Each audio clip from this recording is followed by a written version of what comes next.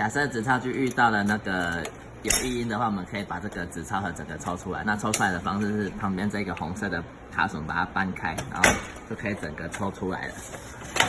然后像这个状况，这个铁板可以拉出来的状况是错误的。这铁板的前端这边有一个勾勾，我们要把它勾在这个凹槽里面。那勾的方式就是把铁板稍微转斜，然后把它插进去，这样勾起来，它就拉不出来了，这样才是正确的状况。OK， 然后再把它插回去就可以了。